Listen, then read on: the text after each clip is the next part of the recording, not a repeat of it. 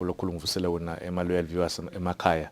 I'm not sure if it's a Blue Monday, but it's never blue. It's never blue with football. Yeah. Well, not unless it's Miyakidliwe. Yeah. So But kithi ama-neutrals sinema results. Sijabulele ama-goal, sijabulele ama-results, ama-shocks. Shocks. Yeah. Speaking of shocks, Yeah. mentioning Bomalandi. Bomalandi if you're gonna put Chiefs. shocks. Yeah. First win. First win of the season. But ngicabanga ukuthi vele tonke letinto leto tenteka but ke ngenhlanhla lenhle ama results but however la magoli amanye incumbi yawo batawabona. Now, asitala nalende ke namuhla master. 4-4 versus Royal Leopard. But before we even go to the game, Royal Leopard master solo iphishana ke na CAF ngalana yathi ukuthi ileague yadlala sese iyalandzela emuva ngama game. What's happening? CF utiyahamba next weekend. Kule weekend lena rather. Yeah, so yodlala khona Algeria. Nasigcina last week Phathizwe sasikhuluma indzaba sahamba sayivalelisa yona iRoyal Leopard eborder eNgwenya. Ihamba iyakhona eAlgeria. Kuhamba kwayo kwePhathizwe ihamba iyodlala neJS Kabylie yaseAlgeria. Kulandzela ukuthi idlale la khaya iFirst leg inqobe. Nayinqoba isecond leg yeGroup B weCAF Confederations Cup la kunabo khona ema teams lafana nabo Orlando Pirates. Ihambe ke iRoyal Leopard isuke vele ivaleliswe indize vele Jaws ihambe ithathe indize yaseEthiopia. Nayithatha indize yaseEthiopia jike Ethiopia ingene eGibhithe. Nayisuke eGibhithe then itawuhamba ibheke eTurkey then bese seyiyabuya kingena eAlgeria. Kodwa ke kwatholakala ukuthi nabaseGibhithe base bathola umbiko lokuthi eTurkey indiza takhona setivaliwe kunestorm lesibi. Kwase sekosa ke ukuthi yona iRoyal Leopard ijike ibuye ekhaya. Nabasajika ke babuya ekhaya babhalele CAF ukuthi sesivelele kunasimo nasi lesikanje nababhalele CAF angabaphendvuli.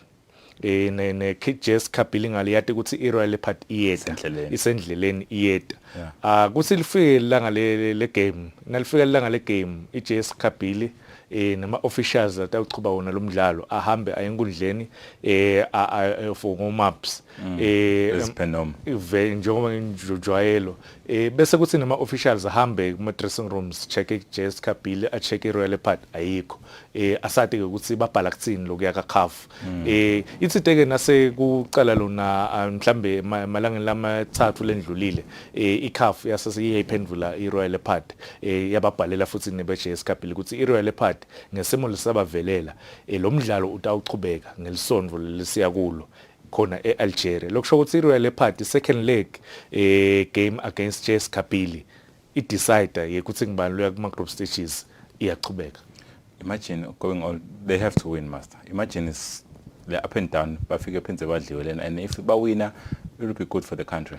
In fact lo mdlalo lo ungasi non-start now ulandzelisisa because towards the end of 2021 now ukhumbula kahle ukuthi emavala ngendazi avalwa ukuthi travel makuvele Omicron. Yes nakuvela ligciwane lelisha lalomkhuhlane iRoyal Leopard bekumele ihambe ngaleso sikhathi yangahambi wa understand the CAF lokusekwenteka lokufuthi wa understand the CAF sisemba ukuthi itawugcina kwentekile ihambile iRoyal Leopard. Ngiyathemba ukuthi le delay i-delay leta nemlando ngoba letinye tindvo tidelayela i-success into lenkulu lotela isatha sikhathi uyabona so ngicabanga ukuthi nathi singalingisa abamvana baka-Israel because bekunendlela bekumele bayithathe ledutane letabathatha nje less than 30 days babe bafikile eKenani kodwa abathi uNkulunkulu mina ndawuhamba ngana indlela le ngidawufuna kunikhombisa amandla amkhona ngicabanga ukuthi neRoyal Leopard somandla ufuna kubakhombisa amandla akhe. Ayikho happy iJS ngale decision le.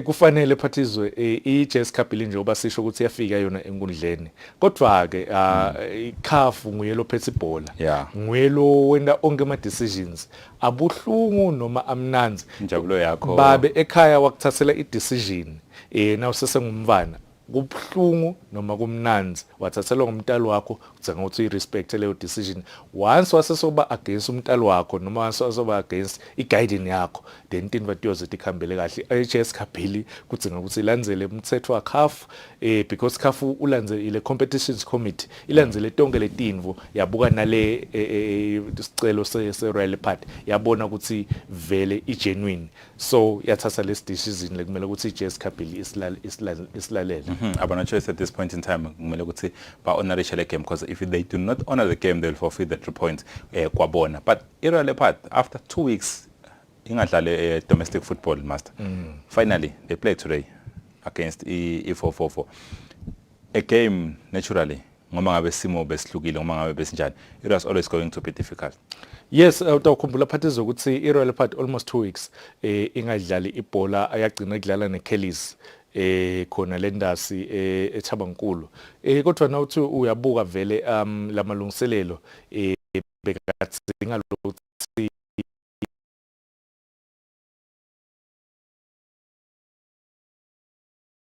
bangadlali nawubuka nje ukuthi iyona ivovovo look at ngicabanga ukuthi if experience defenders la njengabo Maqhawe atawusala kule pace leya kuyakutshela lokuthi lo 2 weeks usuyasho vele ukuthi abakadlali kudzinga ukuthi kuze kube yi-second half lapho khona le team itawukhona lokuthi i-pick up ekhona ngicabanga ukuthi ama-players la njengabo Thabiso acala ebenchini la njengabo Lungelo bofanelo acala ebenchini Mzoro vele ugcina angayingeneli but abomlilo bayiqalile abojuna bayiqalile bobheri bayiqalile so we understand ukuthi labanye badlali I feel like Thabiso abamqalisi because bebamprotect kule game le but junior makagulphose wathola inokho lengicabanga nakhona bebatatsula kakhulu because kude lo show ukuthi unjani because ngike ngambona at some point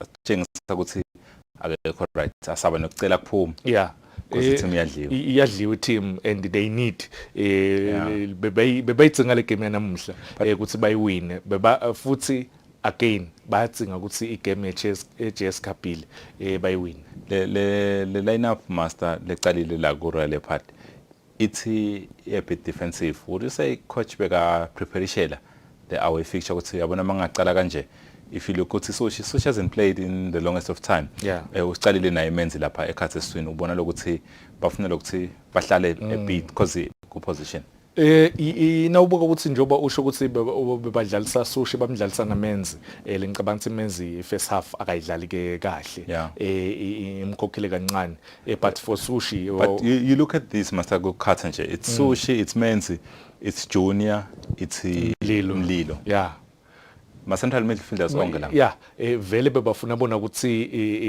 ingabe open le game because unaye junior unaye Mlilo bayidlala le bhola unaye menzi cishe bonke bayidlala then unabheri lata ukhona ukuthi ayihold le bhola lapha ekhathe boxing lebeka khona bekacishe bekakhona ke kwenda lokho lokuyiholda le bhola but again uyamdzinga lo muntu lata sina sekayiholdile Berry le bhola amfakele la umatropa if atawudlala aflathelele ipali naka 10 amfakele troopers lokusho ukuthi uyayidzinga speed winger bekude kule game namhla but ngicabanga ukuthi kubonakele first half Mlamuli ngale beka overlap azama overlap hence ubona le goal leli ukuthi Maqhawe beka pushe ngalaceleni atozama cover yena Mlamuli Msibi but look at this I think master Leopard beba final goal but they didn't change the way they play babe consistent but zama penetrate with passes in fact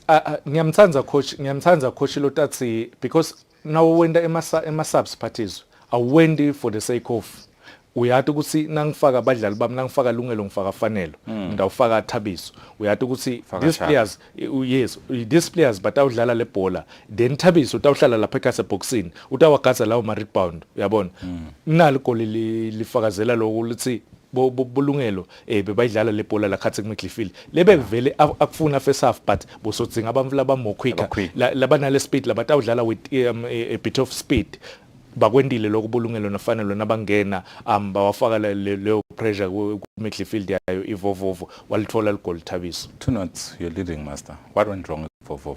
Because they started well then. If you look at their lineup now, it was a decent lineup, but for a change, they played 3 central defenders. Yeah.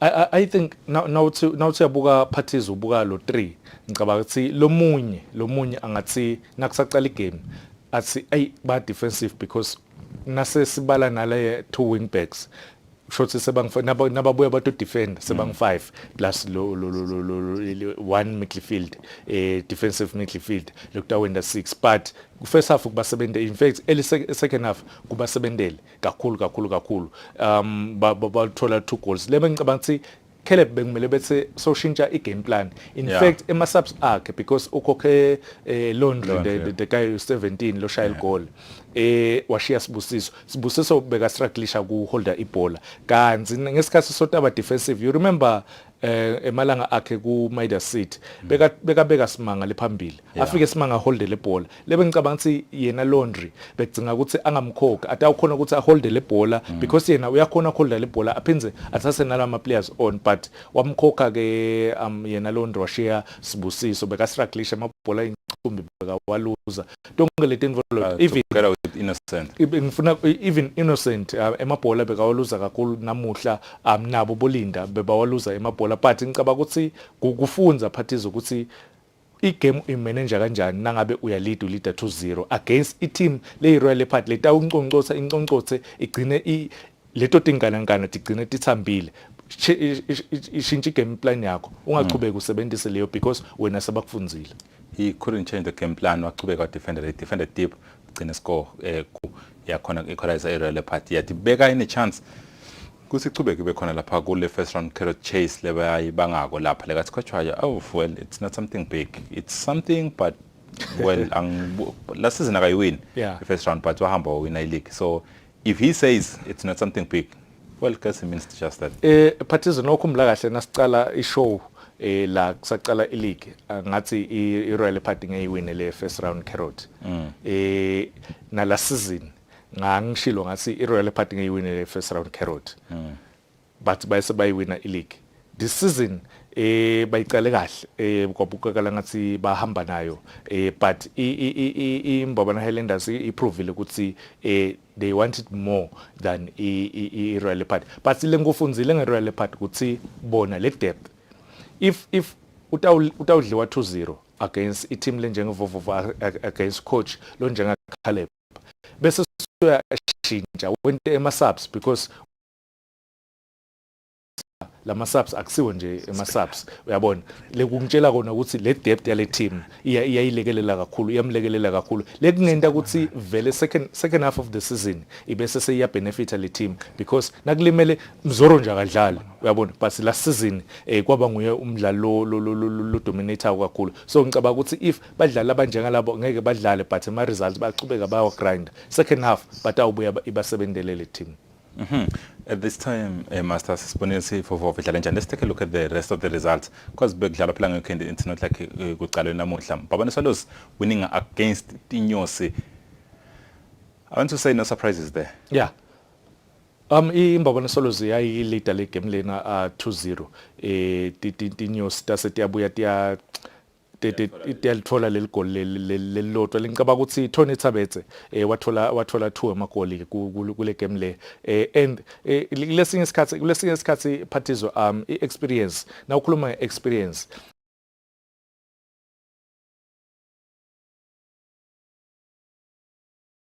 lokuthi nangabe kubhetha mbamba uyawathola lawo magoli but mina ngicabanga ukuthi sakhuluma nje ngayo lama results lawo ukuthi for imbawona solos for Tony Sabethe sakhuluma nasibuya kuDerby ukuthi i-position yemdlali ibese seyashintsha towards end of his career. Look at Cristiano Ronaldo. He used to be that speedy winger, step overs, but nyalo Cristiano Ronaldo so wasebenzisa ingcondo ya understand ukuthi most of the time angitholakala ngisekhathi boxing, so for imbawona solos ukuze atowa profitela yena Tony Sabethe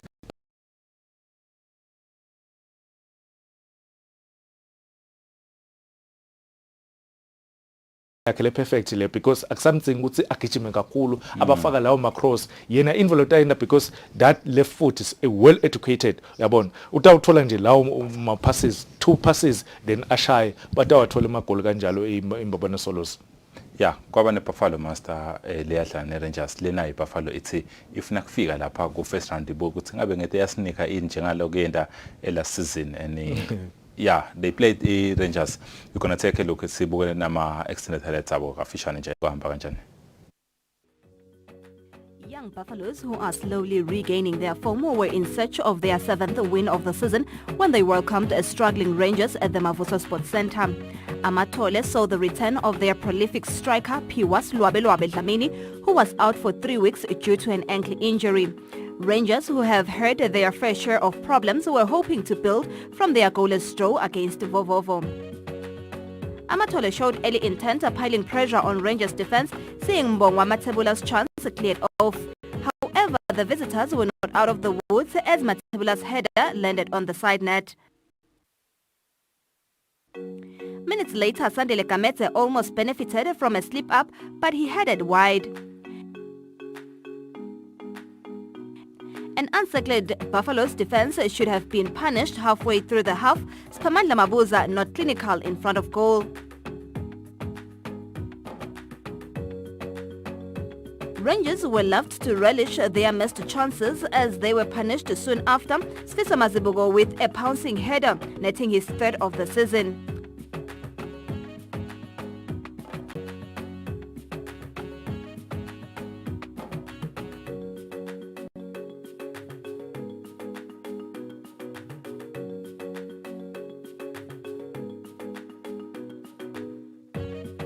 Rangers were in a quick search of an equalizer, but it wasn't to be as the young Buffalo held on to take a 1-0 lead to the halftime break.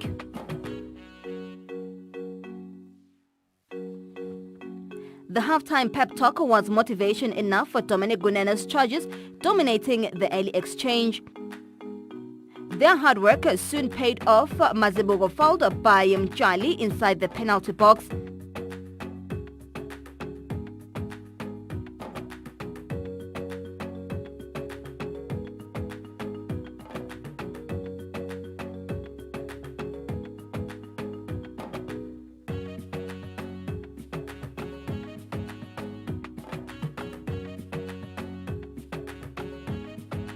Sandile Kamete stepped up, netting Amatole's 2nd.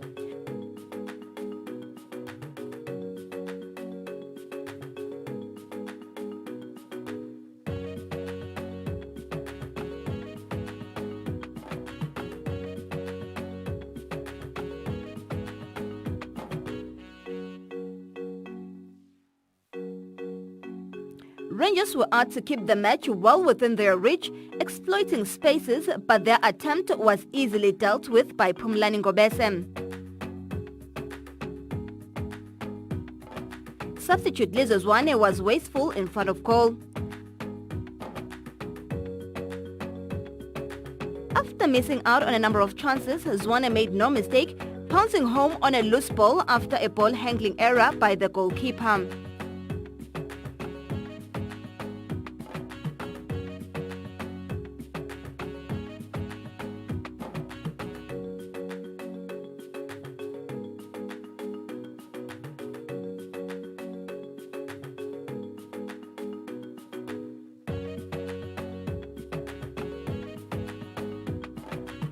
The home team were not done. Zwane was fouled outside the box by Mfana Sibili Gunene. Kwaket Fala's sweet right foot was enough to net Amatole's 4th of the match to what will probably be a contender for the goal of the season.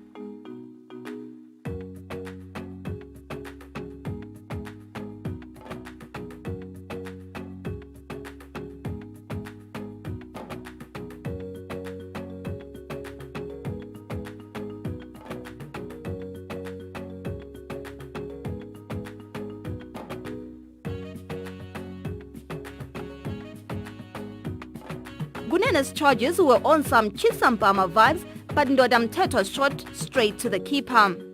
4-0 to Amatole, and that's how Stella got her groove.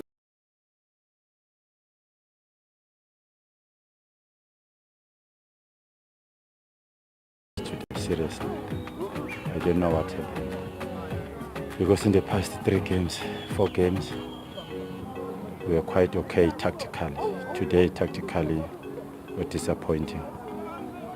It's true, quality of the players is not the primary quality that I'm expecting. Maybe window period will help me somehow. But at the moment, the game didn't go our way tactically because our aim was just to mostly in the midfield and the counter press where we have lost the ball. But we ended up opening more spaces in between. Then they use more pockets in our holes of our defenders because there was just a lot of holes in the defense, and they capitalize. And even our goalkeeper today was not on the party. It was soft goals from him, a shy, but the boys will grow. Benginekwesaba because last weekend asikadlali kani bese sisithathe momentum, so but nje indlela abaqale ngayo bakhombisile lokuthi kude longakanye lokulahlekile ngathi basebenze kahle kakhulu. No, ngicabanga ukuthi indlela so kuze ama players akho alokwanyana efanele rotate. Ngicabanga ukuthi ngiloko lokusitako and bakuthathe positive abakuthatha ngekuthi ayish leni but bekahle kakhulu. No, odayi ukuthi mhlawumbe udlala lapho ngokuthi maybe say defender yini. Ngule ndlela esidlala ngayo fanele sibe more offensive. So yena offensive, so kulanza ibhola emuva phinze enyuke kusita kakhulu. Junior bongumuntu lo dlala ka right nakhona solo offensive. Izithi nje ukuthi manje sibafa simfake ngekhathi but kulokunye lo attacker kusolo so attacking. Also the changes are based on tactics ukuthi ndungisele kanjani lokho. Yes. All right. Siyabonga. That's how Stella correct groove back. Yawina Buffalo must convincingly. I must add, they could have been 5, 6, 7. Because if you look at the chances Labawa Kecha and more, Rangers were totally outplayed. Yeah, totally outplayed. I'm happy to see yena Mthunzi coach wayo Rangers washo ukuthi the tactics on the day bekangekho spot on. But ngalendlela lasho ngayo yena coach Mthunzi ukuthi the quality of the team. Now buka the mistakes labawenda, the goalkeeper, the defense. I think we understand ukuthi ukiphi angle. Yeah.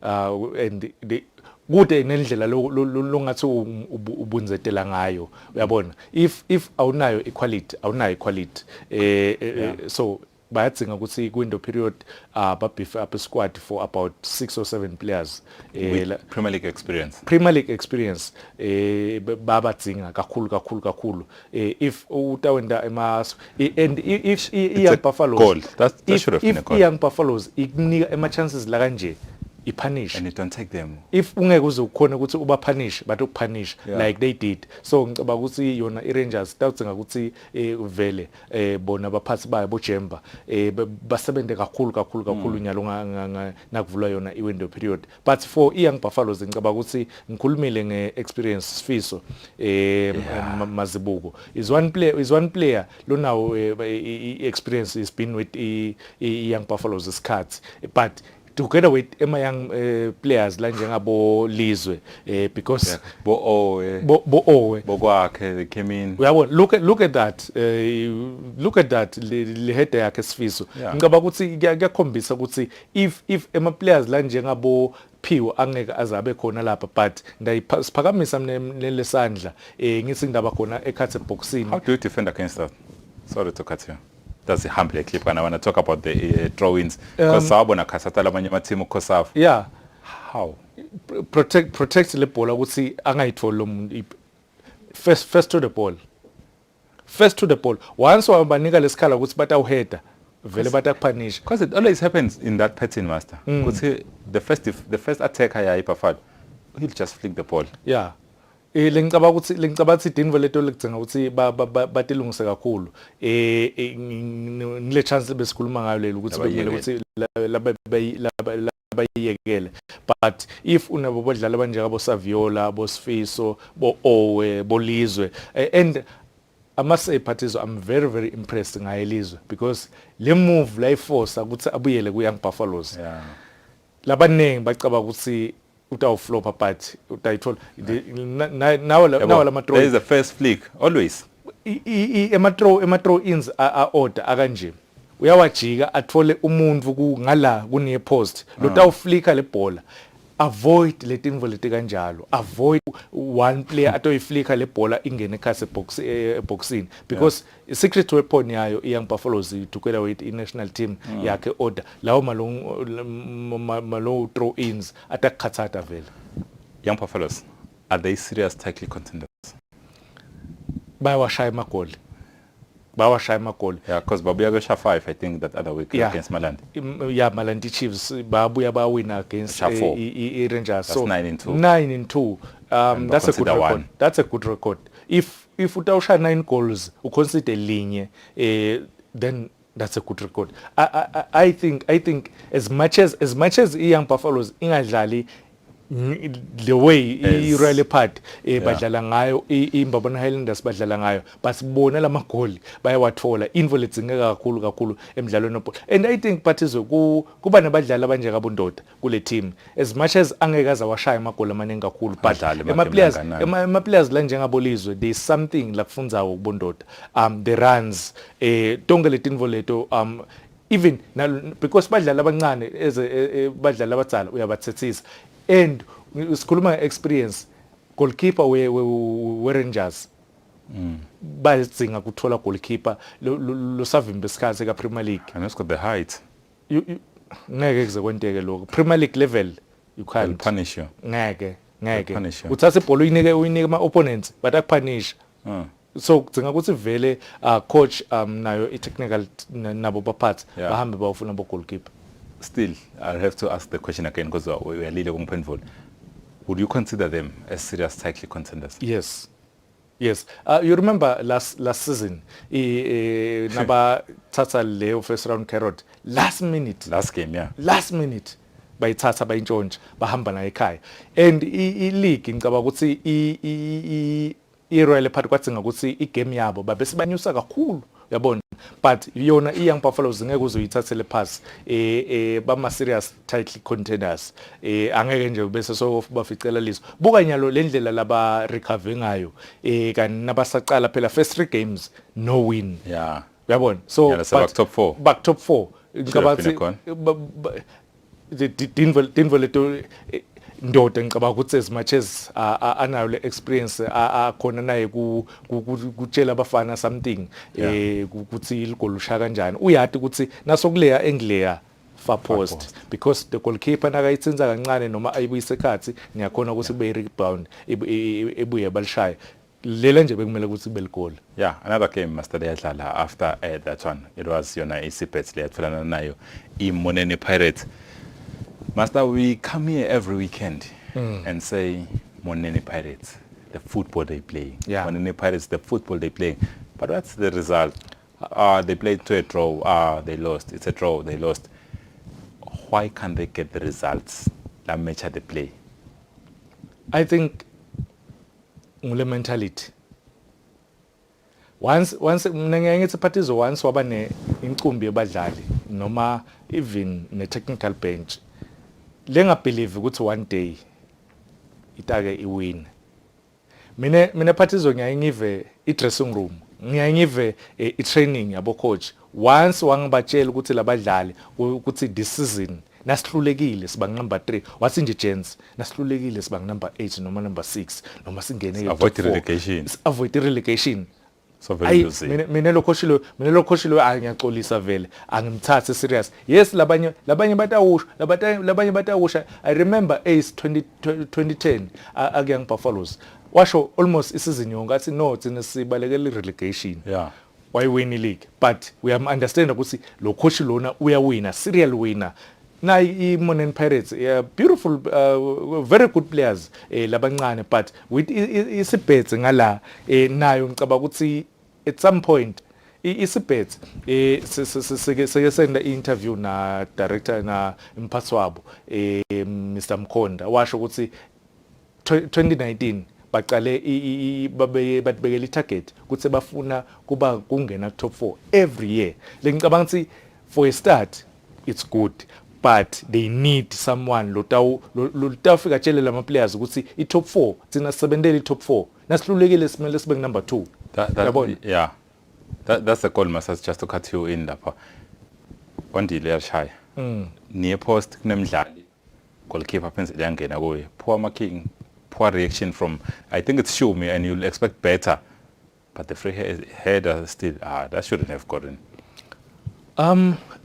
ngiyaye ngithi Partizan ngikhulume ukuthi mina ngibeliever I'm old school ngibelieve la ukuthi kumele kube ne move kune post yeah but nangakhona ngifuna kusho kona ukuthi if lo move ataba khona kune post angangisebenzeli zingene khona angathi ukuthi uthi uyolungisa ini look at that goalkeeper reaction flat footed you know ukuthatha ukho part of the game uyabona because if le bola ita in fact le it's le nakhuza le logic azakhumbula cloud le logic it's kumele ukuthi lelipali at least lesandla usishiye kancane so uzivulele isikhala utawukhona ukuthi wena uyinayita la kulelipali uyi-attack noma itanga la uyi-attack but if utawuyama lelipali ngala utawutanini because sophatha msa goalkeeper but nangabe uzivulele lesikhala kancane usishile kancane uyakhona ukuthi ute uyattack but ngicaba ukuthi idinvo leto lekudzinga ukuthi in fact i defending yayo iMonen Pirates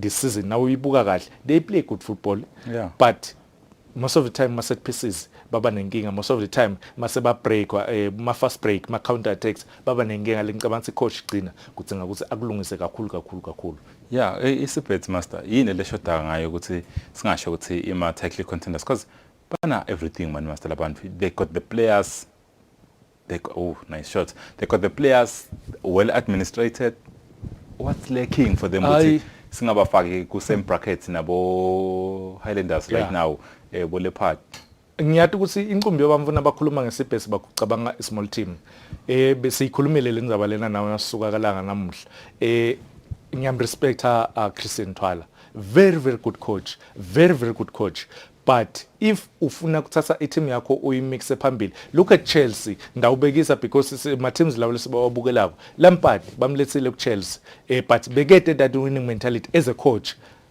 akawini lutho balesa Tuchel that same season afikile same season that's Champions League Champions League so ngicabanga ukuthi for imanzini sibet kuthi bato I'm not saying Christian Twala is a bad coach but the winning mentality kumele ukuthi labadlali uyifake besikhuluma they need a coach who has won something exactly besikhuluma ngemidlalo imthokozisi very good player but if atawuchubeka lo mva coach umuntu lotasa hayi udlalile nakashaya igolini after 2 games no udlalile at least abuke igol angabuki the overall performance uyabona the overall performance yale team yabadzinga abamvula kanjalo if utaba nebadlali abanjengabo Muzi bomthokozisi bo Choko is still there abo Choko is still there bondile maphalala the president bomaphalala Jemba came back this Jemba yes Jemba ku defense even though naye shaky but still the experience lekhona lapha so uyatsinga nale ngaphandle uve lo abashouta isibhesi nale problem ukuthi uma seyikorile bese seya relax they are not playing the ball bese baya relax kakhulu so ngicabanga ukuthi uyamdzinga lo muntu otawushout uyamove Caleb Ngwenya naka shout abadlali bakhe lapha ku touchline asho ukuthi don't lose the ball uyabona pushane ni phambili so uyadzinga lokuthi lo muntu kanjalo lo tabashout ngihlale ngithi mina Pitso Mosemane ngimthandiso ukuthi Pitso Mosemane akafuni Pitso Mosemane i-team yakhe ingacaci ukuthi ya Pitso Mosemane uyadzinga ukuthi ashout abadlali uyabashout abadlali and uyayifuna leyo fighting spirit so nami ngifuna isibet ngifuna ukuyibona ina coach lokanjalo utawushout abadlali utayifaka leyo fighting spirit and then enhlangano eidolo master imbabana Highlanders the local leaders itholene nayo ithambuthi lapho khona ebuke ukuthi if they win by extender nga 4 points kulo balance lakho at that time bekuyisibets, but today sebalandzela neMbabane Royal Leopard lehlulekile ukuthi iwine namuhla. But for Mbabane Highlanders, it was a must win for them. A must win for them kufaka ipressure ku Royal Leopard and keep the distance. Yeah. Umthetho ka COVID uthi social distancing. Yeah. So ngicabanga ukuthi for yona iMbabane Highlanders excuse me iMbabane Highlanders yenda lokho they make sure ukuthi akubi nalesikhala lesifishane lamkhathesini. So for inaphuzu started like Tambuti master ngeti came back, they got the players but they are struggling. They are still to record a win this season. And if you watch them, I think it's something that besihlale sikusho lama team la relegated ko sayabukela singacabanga ukuthi ngola labang relegation because they are playing well. Yeah. Same thing. And ukhuluma ngaye ngithi ngicabanga ukuthi ubuyile is used to be the captain of the team. Ubuyile with the team and uyadlala uyakhona lokudlalisa le team, but if utaba ne badlali phathizwe laba njengangidi bese akusabi nale support yabona uyayidzinga the quality. Uyayidzinga le support if awakhokha lawo ma passes because umdlalo njengangidi uyayidzinga le triangle la ku midfield. Nakayifaka le pass ngala kube nemidlalo utawungena ngale uyabona bese naye soyangena. So if atayifaka le pass asuthi uyagijima esikhaleni sebayiluzile ibhola nalo mdlali kuyamehlisa le spirit sakhe. So ngicabanga ukuthi iThambuthi for them to survive irrelegation bayadzinga ukuthi nyalo nakuvulwa iwindow period ba beef up squad sabo. Now we move to Mbabane Highlanders. New coach, 2 out of 2. Changes he made. Nzaba again, master, this past weekend started in the midfield. Yeah. As a holding. Yeah. Midfield. And of course, the key man is ever reliable. Yeah. Mr. Reliable. Ungambita kanjalo. Ngicabanga ukuthi Phathizo with iMbabane Highlanders there was nothing wrong even before afike Sly yena Mosala. In fact afika well bebabuya kodliwa but before that bekude igame bayidliwe. So ngicabanga ukuthi for them ku maintainer lokulebe kuvele khona and the fighting spirit now we Phathizo sike sakhuluma Sundowns iDenver Sundowns icoral goal last week eThabankulu kwa celebrate lo shaya igoli kuphela. But with this Mbabane Highlanders team, the fighting spirit, look at that, kukutshela something. And nabakora bacoral goal uyababona bahamba bonke baye ku corner kick bayo celebrate. The celebrations akutshengisa ukuthi le team le ina bonke labadlali bayafighter and balidwa ngibani balidwa nguyesikhali lo sawinile lo sabone konke ema leagues unawo. So ngicabanga ukuthi bonga I'm sure bonga phecha nangendlela yakho lapha. Yeah, lapha noma nangani bongasho ukuthi sikhali 9/10 talishaya. Yeah. Technique. But leaving a player like that technique uyaphila ngala because textbook header hamba la iqhamuka khona le bhola simple as that. Uyabona? But this one keep. Uyabona? That's keep was already going down. Yeah, besavela tiwele but ngicabanga ukuthi if a player like Scully atowa misa ema chances la kanje abuya shaya 2 goals. Lo mdlalo lo kuyakutshela waliwa nje hat-trick ngivile lo mnyumlandzeli kulenye igroup athi sekwala nje hat-trick kuScala. Otherwise le kude lo kungathi bese sowehlisa lamandla uyabona. La teammates akhe at the moment the finishing, but first the goalkeeping master, poor handling. If utawunika isikhala ema chances la kanje ngalawa ngikhulumile nasikhuluma nga goalkeeper we Rangers endala ama mistakes lawa ka Premier League usabamba ibhola iphutha ekhathe boxini now ishaya Phathizo. If your handling is poor ishaya le bhola siyayisho bocoach basho kanjalo if your handling is poor angati but singapophoka kanjani goalkeeper because handling lamanye mhlawumbe nawo lama reflex or something long up. If your handling is poor shy punch the ball ihambe away from the danger area and what a finish lengani leli. Yeah, ukuthi ngigejile kucala ngenhloko bobo sinethi inyalo ngale shot le. But to be fair on Tambuti's side master, as we go about to see their goal, to be fair on their side master, they played very well la patches badlala and le goal testimony of that because they even scored kwaba 1-1 at some point in time. Lokutshela ukuthi probably it's the issue of quality over tactics and all that, because if you look at this goal, it's a well maneuvered goal. Look at this. Partizan ngicabanga ukuthi it is a beautiful goal. If a team ingashaya goal leli kanje against Mbabane Highlanders, against a team le top of the log, kuyakutshengisa ukuthi lesagcineni kuyakutshengisa ukuthi ikhona leyo inhlasana lencane lesekhona, the spark, that spark is ikhona, but idzinga kusupportwa, because if kunebadlali abatawuphasa kanje, ngicabanga ukuthi uyadzinga lokubhifa pha lesquad sakho ubuye batocina, even na coach ngicabanga ukuthi kudzinga ukuthi athole the right combination, the right players for them ukuthi batokhona ku survive relegation, because lama mistakes like what can you say? Lama mistakes lesikhuluma ngawo, but the finishing master, we do not see this kind of goals very often. Just picking a spot nga left. Remember ukuthi yena inakhuza strong foot sakhe right, but weaker foot Skhali nga left walishaya. Ngicabanga ukuthi njengoba ngikutshelile ukuthi if a player lo njenga Skhali utamnika ama chances lang 4, 3 wawo utawavalela. So buke ama chances laba wathola labantu. The keeper is safe. Somebody master, I've watched them I think more than 3, 4, 5 times at the season. Same case, creating chances, opening at the back. Missing chances, bangenisa ngakubo. Fix that. I think equality and experience. Quality and experience. Because if a player now ungasuyana nje Partizwe le gap lekhona la ku midfield kuMbabane Highlanders nangabe iattacker iThambuti ikhona le gap. Sebenzisa utilize leyo nakhuza leyo. Ngifuna kusho kona master ukuthi if we talking of field goal njengaleli leshaya ngiyo iThambuti, what does it say about the defense yayo iMbabane Highlanders?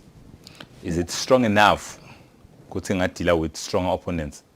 Kuqala la ku midfield, because now uqala la ku midfield ukhuluma ukuthi asengibekise nje Nzabanzaba naLindo. Those are offensive players, but bamshintsha nyalo kancane Nzabanzaba. If we are a good coach, then we understand ukuthi kudzinga ukuthi lucky, very very lucky. I wouldn't even call it luck. I'll say bad defending from Itambuti master, because if you look the nature of it, communication between goalkeeper and his defense. Ngilebe sikhuluma ngawo, ngicabanga ukuthi nje le defense emagoli lang 3 la shaywe kule game le kube mistake yabo. Look at this first mistake, second mistake. Even high school games you don't see such. Awabona mistakes like that. But ke ma better team futhi bese kuba konke ngazuthi nje kude lokwayo kwalunga master. But bese sekuya ngalokuthi Partizwe once ema players, because look at that, if iHighlanders ishaya goal lesithathu ayikaphela game already ma players abamba likhala give up almost bonke labadlala lapha ekhasi egroundini uyabona babamba likhala esikhundleni that one player lotawuthatha ibhola athi Jens akapheli lutho ahambe nebhola ayesend uyabadzinga lawo ma leaders lawo eteamini yakho. Let me tell you what master, what happened kule game le kwalimala umdlalo wayiThambuti. You saw that player makalimala. The coach wabita libench usethi sukume kang 3 times so kude lo sukumako futhi kude wagcina ngenile. Attitude of the players. Bathi labadlali ngiyokwendala sesidliwe. Bathi labadlali na coach akangiqalisa ngani mina. If badlali bakho Partizwe bangakwethemba as a coach, if badlali bakho sebalahlekelwe kutethemba kwabona kude le team la yakhona iThambuti nje the way labadlala badlala kahle bona, but tikhona le team volobona ukuthi ayila but deserve ku relegator. If a coach atawubita bench kathathu kube betelo sokumaka yo map agcina angafaka umuntu, the coach doesn't deserve to be there because badlali bakhe bamehlula i-dressing room akakhona kuyi-manage uyabona. Some of ema players aka deserve kuba kule team, aka deserve kudlala ka Premier League. Mina master, yes I am with you lab, because I honestly feel sad for King Clay, because you can actually see mayicala le game ukuthi this is how he wants them to play.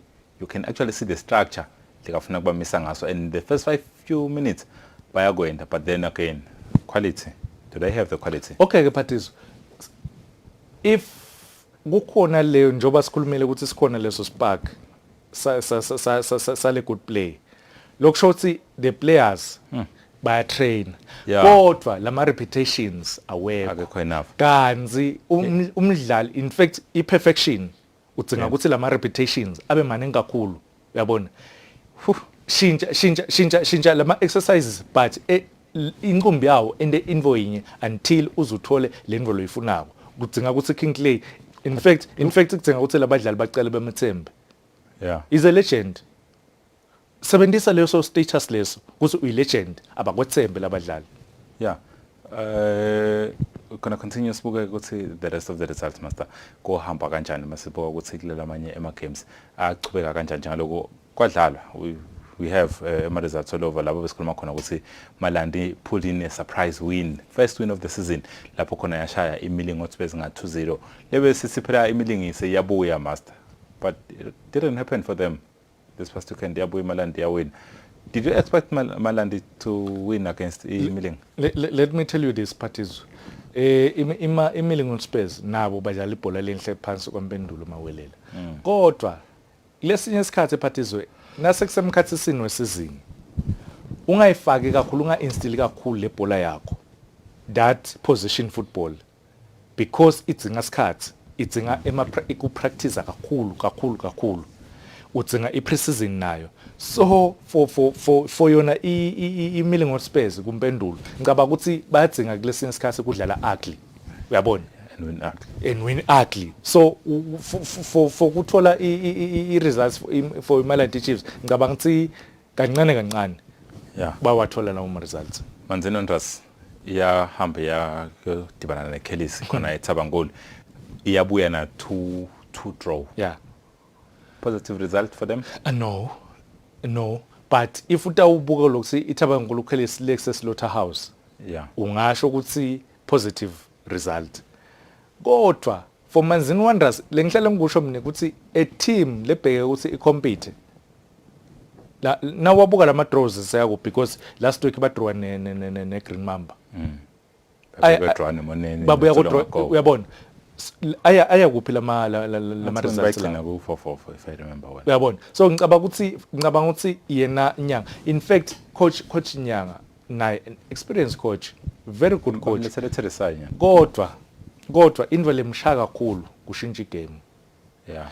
Ema subs akhe ahlale amendela phansi. Lengicabanga ukuthi kudzinga ukuthi le tinvo leto because ibhola iyashintsha. Akufanani nakadzeni ukuthi le squad sami lesifakile. Remember kule draw against Moneni Pirates. What laba bese ngibafake because le game bese was it Moneni? Yeah, moyide wathi labadlali laba bese ngisaba lo sindaba faka because ile game bit abakhamba uyatsinga kumfaka lo mdlali because yena utane energy lenja in fact bekasolo ayifunza le game ahleli lapha ngaphandle ayibuka lo ihamba kanjani uyambita lo mdlali uthi okay ubonile ama mistakes 1 2 3 ungendi the same mistakes hamba wende naku angene ashintshe igame once wathola lokho kahle ngicabanga ukuthi Manzini Wanderers itawubuyela compete. iDenver ibuya kuyowina against Tabangolo Khaleesi eSlaughterhouse eThabangolo but bahluleka kushaya iGreen Mamba emayaluka bayadliwa 1-0. Concerning consistency, they have a new coach. Maybe he's trying to get something out because against Tabangolo Khaleesi you'll say it's his former team so you'd expect the result, but now we're seeing him for iDenver Sundowns ngicabanga kakhulu ukukhuluma ngeconsistency. They have Bomanqoba, they have Bosfiso, Bosmanga, Bodombo, Makhosi. Labadlali labo nawubuka ukuthi sebanesikhathi lesinganani badlala ka Premier League. Ngicabanga ukuthi bayadzinga nakhona. Yes coach musha, but coach bekumele ukuthi nakefika because still at12 ukhona uyabona. Bekumele ukuthi nakafika lo coach akhanze sonke lesinakhuza le structure sale team sikhona ba understand lo sibadlala yipi ibhola uyabona bese yathi Denver Sundowns usidlala yipi style of play but nawubuka nyalo hlanga ngabuka that previous week nasi coach we Tabangolo Khaleesi utekhona kunakhuza ku Denver Sundowns ngasi the style of play siyamvuma yini ukuthi atekto sidlalisa ku Denver Sundowns. Ngicabanga ukuthi yes bayithola leyo results against Khaleesi but neKhaleesi yageja ama chances lamane kakhulu. Ngicabanga ukuthi iDenver Sundowns kumele ibuyele ithole the right style of play sabo nebadlali abakhona because bakhona labadlali bangakhona ukuthi babuyele kule ndlela yeDenver Sundowns babuyele bathole ama results otherwise ngale ndlela labahamba ngayo nyalo bangathi ba relegatiwe.